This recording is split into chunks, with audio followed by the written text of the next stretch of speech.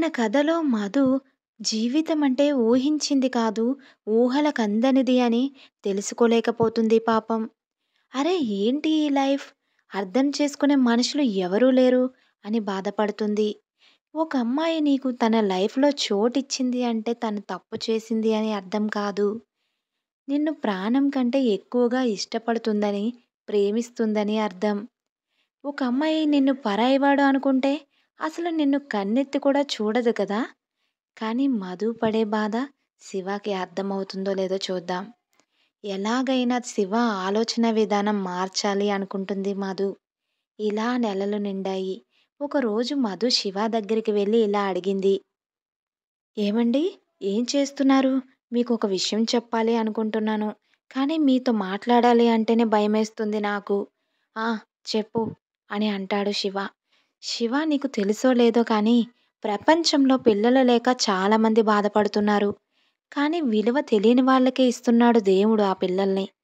అది వాళ్ళు చేసుకున్న అదృష్టం అయ్యుండొచ్చు. కాలం ఎంత తొందరగా గడిచిపోతుందో కదా! కానీ గడిచిన కాలంలో నేను సంతోషంగా ఉన్న క్షణాలేమి నాకు కనిపించట్లేదు. సినిమాల్లో శ్రీమంతం చేస్తారు తెలుసా శివ నీకు? భలే ఉంటుంది కదా!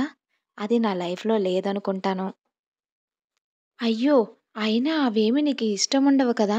సారీ అడిగినందుకు నన్ను క్షమించు అని భయపడుతుంది. అప్పుడు శివ వెంటనే హే మధు! విసిగించకు. అవన్నీ లేని వాళ్ళు కూడా బ్రతుకుతున్నారు కదా! నీకు నచ్చే విధంగా నేనుండలేను మధు.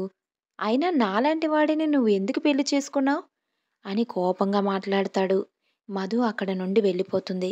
ఎవరైనా భార్య తల్లి కాబోతుంది అంటే చాలా సంతోషిస్తారు కదా!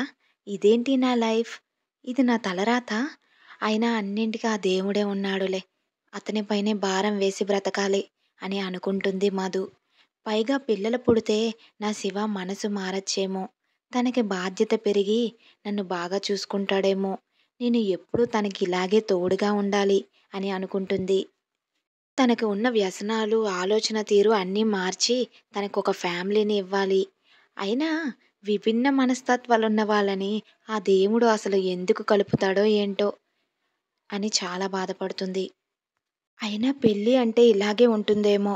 అన్నీ అనుకూలంగా ఉన్న దగ్గర కాదు, ఏమీ లేని దగ్గర మనం గెలిచి చూపించాలి. అదే జీవితం అంటే అని తనకు తానే ధైర్యం తెచ్చుకుంటుంది. అసలు మధుని శివ అర్థం చేసుకునే ఉద్దేశం ఉందో లేదో మన చిన్నారి పెళ్ళికూతురు మధు జీవితం ఎలా ముందుకు వెళుతుందో నెక్స్ట్ ఎపిసోడ్లో చూద్దాం. ఈ కథ మీకు నచ్చినట్టయితే ఒక లైక్ చేయండి. మన ఛానల్ని సబ్స్క్రైబ్ చేసుకోవడం మర్చిపోవద్దు. మళ్ళీ కలుద్దాం. నేను మీ స్మైలీ శాంతి.